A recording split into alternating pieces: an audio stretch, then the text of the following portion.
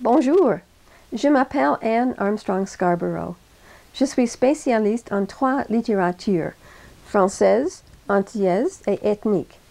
Dans cet entretien, je suis ravie de présenter Victor Anisette, le célèbre artiste en céramique et arts plastiques, originaire de l'île antillaise de la Martinique. Anisette, passionné par l'histoire et l'archéologie des peuples amérindiens, apporte une notion d'urgence historique à son travail. Il révèle des aspects des Amériques qui sont occultés aujourd'hui dans l'éducation. En plus d'être récompensé pour ses céramiques remarquables, Anisette crée des collages et des peintures compliquées et symboliques. Notre narratrice présente d'autres informations au sujet de ce céramiste dynamique.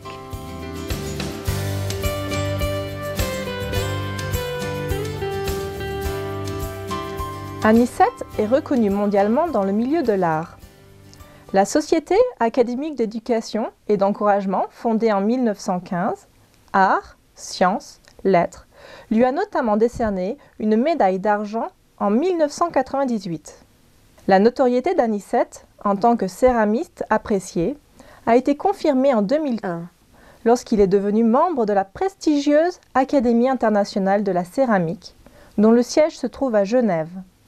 Anisette expose ses travaux de céramiste et d'art plastique depuis 1970 et ses créations ont été vues dans plus de 15 pays et sont présentes dans plus de 10 collections privées. Anisette, dont le père était pêcheur, est née dans la petite ville de Marigot qui se situe sur la côte nord atlantique de la Martinique. En ce lieu, la mer et les hautes falaises dominent le paysage.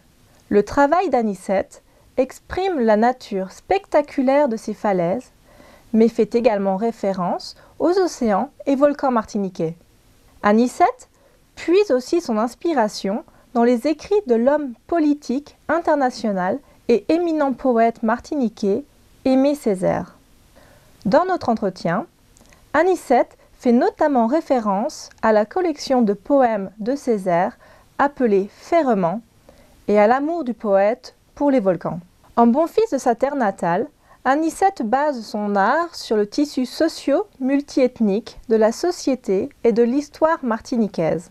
Ses créations démontrent que les Antilles contemporaines ont de profondes racines dans 4 cultures distinctes: amérindienne, africaine, asiatique et européenne. Anisette parle des premiers habitants de la Martinique, les Indiens Caraïbes et Arawaks. Il décrit la conquête espagnole des Amériques au XVIe siècle. En 1635, les Français ont revendiqué la Martinique pour des raisons économiques et Anisette se réfère souvent aux conséquences de cet infâme triangle commercial. Comme nous le savons, les Européens ont amené en Afrique par bateau entier des étoffes, des pacotilles, de l'alcool, des denrées qu'ils ont échangées contre des esclaves. Ceux-ci ont été convoyés jusqu'aux Amériques pour travailler sur les plantations. Ensuite, les bateaux négriers ont achevé ce triangle infâme en exportant en Europe le sucre, le café et le coton. En 1848, quand l'esclavage a finalement été aboli, les Français ont eu besoin de travailleurs pour remplacer les esclaves dans les champs de canne à sucre. Alors, ils ont fait venir d'Inde de la main-d'œuvre liée par un contrat et un engagement de retour au pays. À cette époque, la France a également imposé à ses colonies l'ensemble de son système éducatif. Aujourd'hui, la plupart des Martiniquais parlent créole et français et les meilleurs élèves vont à l'université en métropole. Nous avons réalisé 2 entretiens de Victor Anisette. Le premier était en 2001 et s'est déroulé à la bibliothèque de l'Université Antilles-Guyane à Cherchères en Martinique. Cet entretien a été organisé à l'occasion d'une conférence littéraire internationale et de l'ouverture d'une exposition qui présentait les céramiques d'Anicette ainsi que ses travaux d'art plastique. Plus tard, en 2003, nous avons visité son atelier de céramique. Cet atelier se situe dans sa maison sur les collines de la ville de Chelcher, sur Plombon, Fort-de-France, capitale de la Martinique. Pour cette présentation, nous avons mélangé des parties des deux conversations. Nous commençons avec l'exposition d'Anicette à l'université.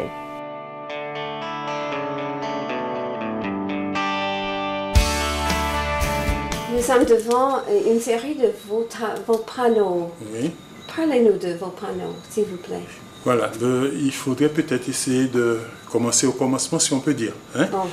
Le problème, c'est que tout le travail est basé sur le concept de la restitution. Pourquoi restitution? Parce qu'une part de notre culture a été longtemps occultée. Une partie, c'est-à-dire toute la partie réservée aux Amérindiens, à la culture amérindienne. C'était les peuples de l'avant, les peuples qui étaient là avant nous. Et seulement, dans toute notre éducation, on ne nous a jamais parlé, ou bien on en parle très peu. Mais à l'âge de 7 ans, j'étais sur une habitation, comme on dit en Martinique, et tenue par un béquet d'Orinal. Et là, je vivais sur l'habitation. Et je lui servais de guide sur des différents lieux où il devait faire des fouilles archéologiques. Et c'est la première fois que j'ai vu quelqu'un fouillant et faisant sortir de terre des tessons de poterie. Partant faire mes études à Fort-de-France, à l'école des arts appliqués de la Martinique, où il y avait une formation de céramiste, j'ai choisi de faire de la céramie. J'ai passé mon diplôme en Martinique et après j'ai continué en France, pendant plus de 4 ans en France. Donc, tout en faisant mes études de physique-chimie appliquée, tout en faisant mes études de céramique, je faisais parallèlement des études au Musée de l'Homme sur l'histoire de la Martinique, particulièrement sur les Amérindiens. Et ce peuple m'a toujours passionné. Tout en faisant la céramique, je fais des stages en France, en Europe, particulièrement en Allemagne, en Espagne, etc. Et en Corse, où j'ai eu l'occasion de monter une structure de céramique. Le problème, c'est que cette partie de l'histoire étant occultée, personne n'en parle.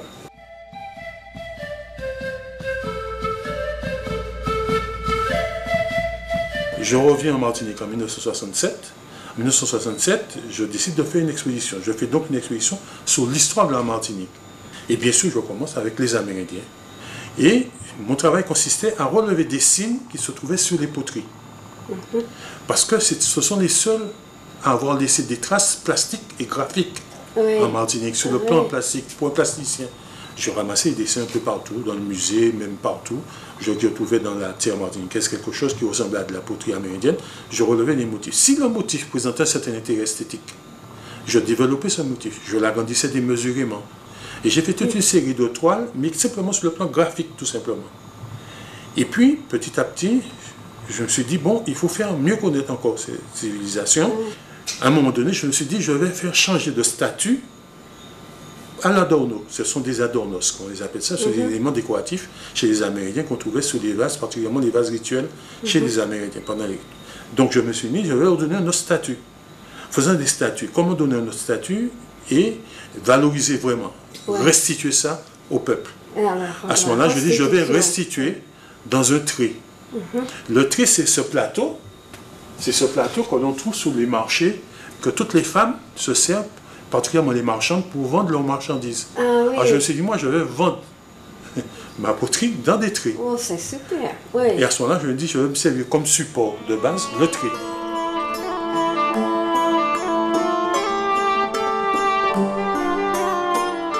Mais le trait, c'est un objet très symbolique. Le trait est arrivé, moi je me permets de dire, je pointe pour moi, sur moi, de dire que c'est arrivé avec les hindous. Parce que les hindous sont arrivés comme engagés. Ils ne sont pas arrivés comme esclaves. Ils sont arrivés comme engagés. Donc c'est arrivé tous ensemble, avec toute leur culture.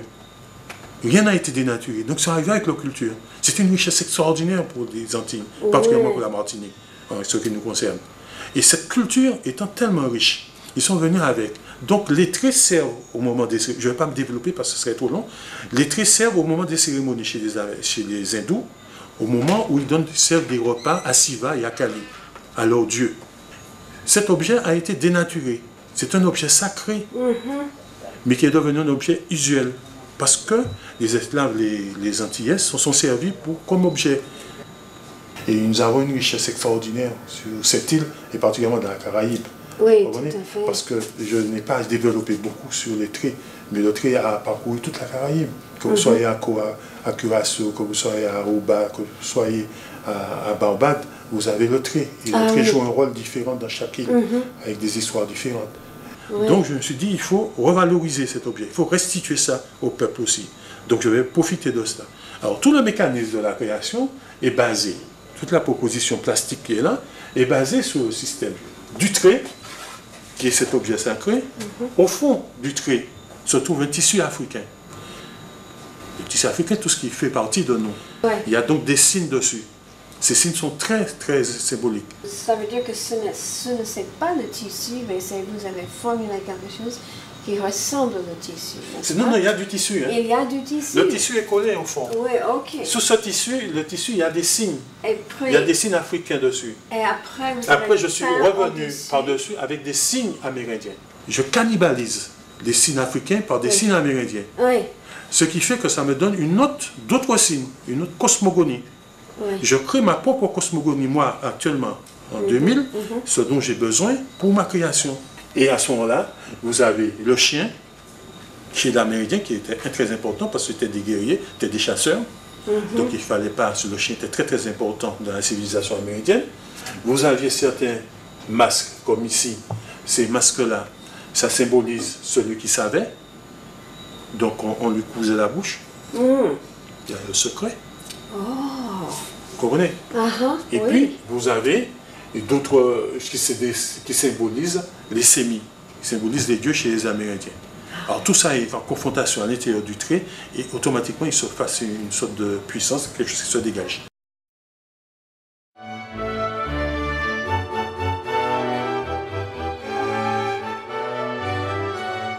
Tout ce qui a servi à la relation entre les conquistadors et les Amérindiens m'intéresse. Et j'intègre ça dans ma proposition. Donc, qu'est-ce qu'ils échangeaient? Des miroirs, des bibliothèques, des perles, des tissus, des perles comme ça. Et dans la majeure partie de mes affaires, souvent arrive tout ce qui a servi. Par exemple, ici, vous avez les fèves de cacao. Parce que les fèves de cacao servaient de monnaie au moment des conquistadors. C'est avec ça qu'ils faisaient le commerce. Puisque le cacao est parti d'Amérique latine. Quand Cortés a vu qu'il n'y avait plus d'or, qu'il n'y avait pas d'or, soi-disant l'Eldorado, c'était la catastrophe. Il n'y a jamais eu d'Eldorado. Parce que quand Cortés a vu qu'il n'y avait pas d'or, il a commencé à faire du commerce en disant « je vous donne mes tissus, je vous donne mes soies, je vous donne mes miroirs et tout ce qu'il faut, mais à ce moment-là, vous me payez avec du cacao. » Ce n'était pas un mauvais calcul, puisqu'il a rempli les cales de son bateau de fèves de cacao, amené pour Isabelle la catholique. Donc ces éléments qui sont, il faut donner sens à ce moment-là à ces différents objets qui ont servi pendant toute la colonisation et tout le transport et toute l'histoire qui s'est passée. Alors, en dernier ressort, la tragédie humaine s'est passée sous la mer. C'est pourquoi le bleu revient souvent comme couleur. Ah, oui. Tout s'est passé à ce moment-là. À cause des personnes qui... Et l'or qui revient, c'est parce que l'Eldorado qu'on n'a jamais trouvé. Et en contraste avec la tragédie humaine qui est produite sur le trait, sur la couleur bleue. Alors, bien sûr, ici, vous avez... Alors, j'ai voulu symboliser aussi, parce que là, vous avez des agoutis. Parce que ce qui s'est passé, il faut savoir qu'en 50 ans, presque, il y a eu la disparition de la culture amérindienne. Parce qu'il y avait eu la famine. Bon, des conquistadors, eux, ils se faisaient à la flèche, ils se servaient à la chasse avec des flèches. Tandis que là, ils sont arrivés, il fallait nourrir tous les conquistadors, ils ont tué tout. Et tout ça a disparu très vite, en 50 ans. Et donc les agoutis ont disparu. Alors c'est la raison pour laquelle je les présente à moitié. Voyez-vous? Alors tout ce travail-là, et ce travail est de très très longue haleine, qui est mené depuis très longtemps. Et puis j'essaie de voir dans quelle mesure on peut donner une dimension. C'est un travail qui commence à prendre forme. Et vraiment, vous avez donné alors une certaine vie à tous ces éléments. Tous ces éléments, il faut leur donner sens.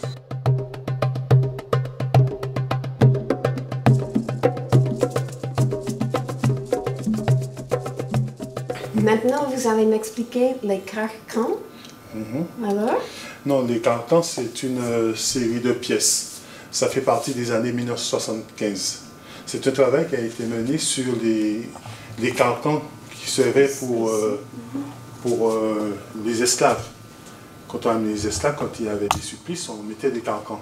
Des carcans autour du cou. Hein, déjà pour le transport, pour les amener, et aux pieds aussi. Donc pendant plus de 7 ou 8 ans, j'ai travaillé sur les différents carcans, en bois, en fer, etc., en dessinant bien sûr, énormément, déjà au musée de l'Homme aussi à Paris, énormément au musée de la Porte Dorée aussi à Paris, et au musée d'Onesoutan en Guadeloupe. Il y avait beaucoup de documents sur ça.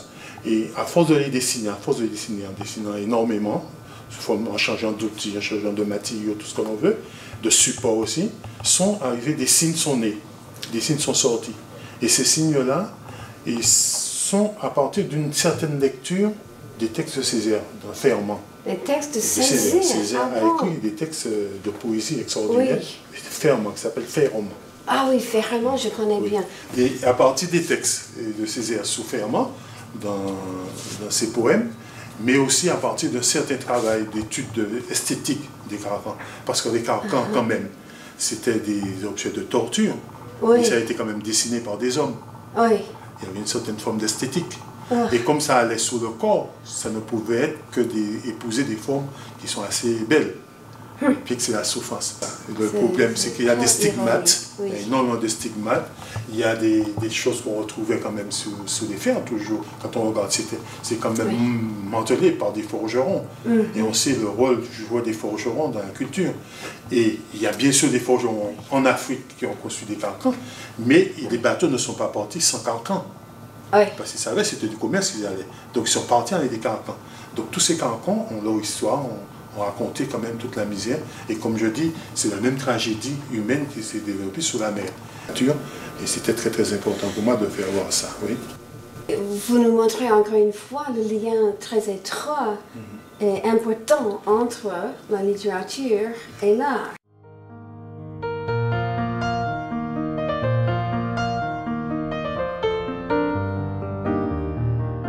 Nous avons rendu visite à Anicette sur son lieu de travail, dans l'atelier de poterie où il s'est établi en 1991. Lors de notre visite, les étagères étaient chargées de différentes sortes de poteries. Certaines étaient finies et d'autres en cours de création. Nous avons observé Anicette pendant qu'il façonnait une grande masse d'argile qui nous paraissait représenter le centre d'un volcan. Il nous a expliqué que l'histoire de la Martinique, son paysage, sa terre, ses volcans et sa mer inspirent ses créations. Non, ce sont toujours des rochers de caldeira, des esquisses de base. Et là, j'essaie d'animer le fond avant de mettre les émaux, en faisant plusieurs propositions, des motifs différents, des choses comme ça, pour essayer de chercher des motifs.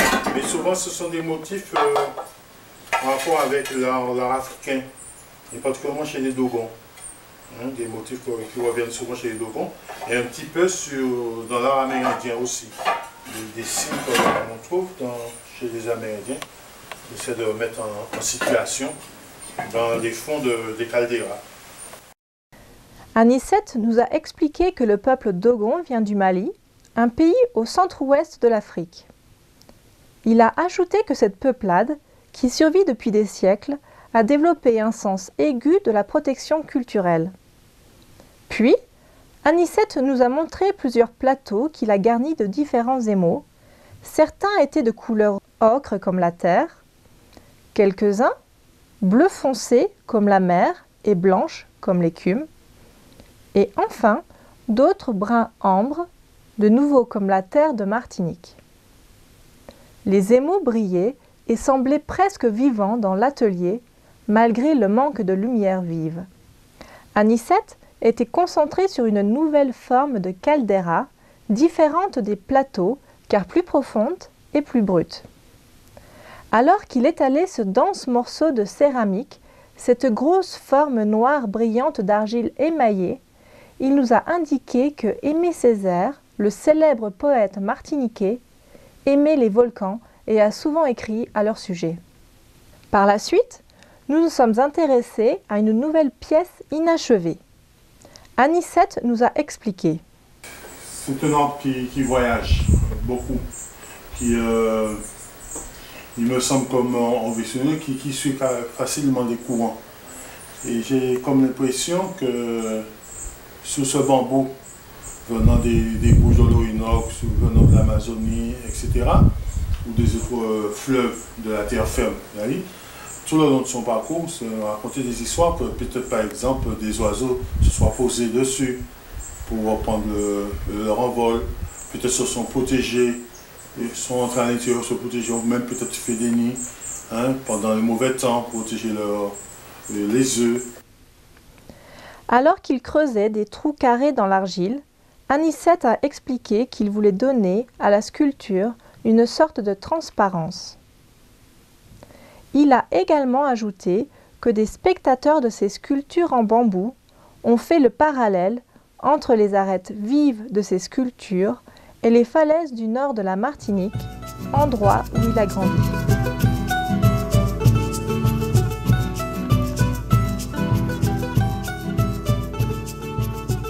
Je comprends que hier même, vous avez reçu l'annonce de votre... je ne sais pas, qu'est-ce qui s'est passé à Genève? Expliquez-nous, monsieur. Vous étonnez. Non, le problème, c'est que hier, j'ai reçu un courrier. C'est extraordinaire pour moi. Je frissonne un petit peu parce que dans ce courrier, on m'apprend que je suis maintenant membre de l'Académie internationale de céramique.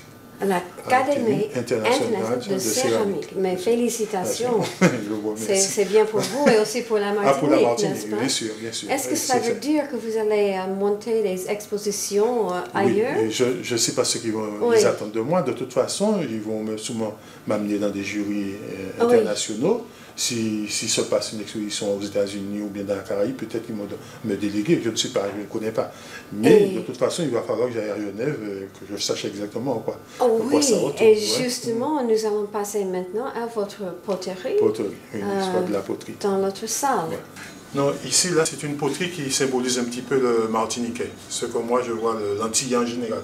Cette forme-là est partie de la forme du poisson lune, qu'on trouve particulièrement dans les mers chaudes ici. Une forme qui a été épurée avec des signes d'Ogon. Ici, par-dessus, ce sont des gravures d'Ogon.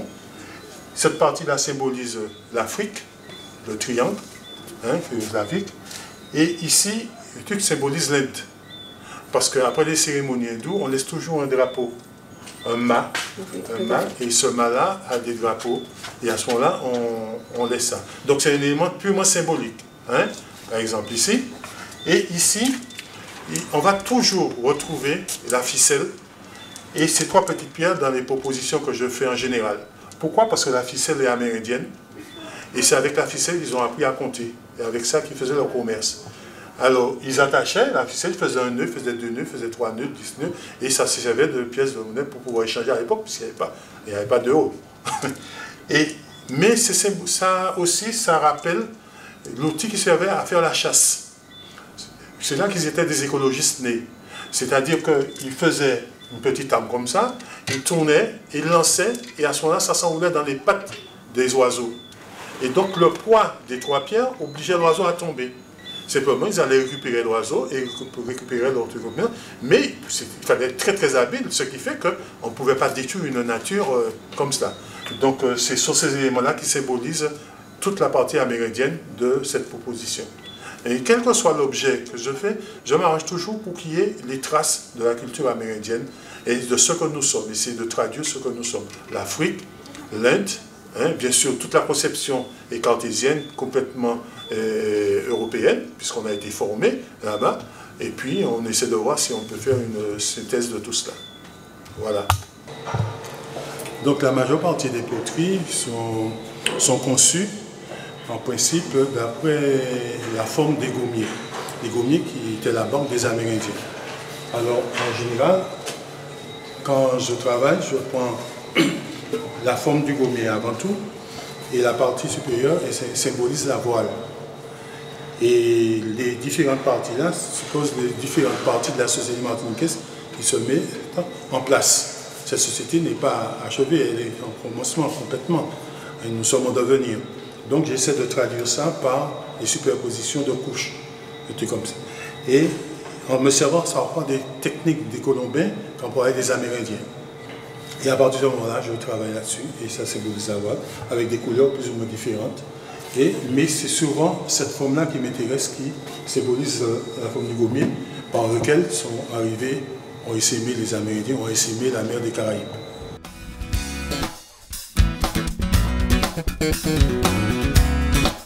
Nous avons continué à observer son travail, incluant une saisissante sculpture qui ressemblait au brûlant cône rouge d'un volcan. La forme rouge brillante était superposée sur quelque chose comme un bateau raboté. De nouveau ici, le trou a été creusé sur le côté de la sculpture, ajoutant de la transparence. Comme nous pouvons le voir sur le côté de cette céramique rugueuse bleue, l'héritage et la culture de la Martinique apparaissent aussi fréquemment dans les sculptures d'Anicette que dans ses peintures. Ici encore, nous avons également des bords dentelés qui rappellent les hautes falaises de l'océan Atlantique. Cette remarquable sculpture noire et bleue répète certaines couleurs et motifs que nous avons vus dans les peintures. Une notion de création géométrique ancienne habite ces points blancs, cercles complexes, tourbillons et larges coins sur ce vase déterminé. Ici, on peut imaginer un bateau négrier rempli d'êtres humains, enchaînés, des gens qui ont été vendus pour l'esclavage. La vie et la mort s'étalent dehors sur les ponts du bateau qui sont couverts de sang et de muqueuses. La proue du bateau revêt elle-même une forme humaine et la sinistre forme noire présage la mort à chaque côté. Cette brillante assiette bleue et verte ressemble elle-même à la surface de l'océan. On peut imaginer les innombrables formes humaines perdues sous les eaux, mais l'assiette nous fait également penser à l'amour de l'Atlantique qu'entretient Anicette. Ce travail en céramique bleue, basé sur la forme du bambou, est une œuvre appropriée pour conclure notre exposé sur les céramiques d'Anicette. En effet, avec autant de notions incorporées dans son travail de création, cette pièce semble incontournable. Le bambou est le radeau flottant entre les cultures, cristallisant des éléments des différents ensembles. Ici, les signes sous-jacents proviennent de la cannibalisation des symboles amérindiens et africains de la propre cosmologie d'Anicette.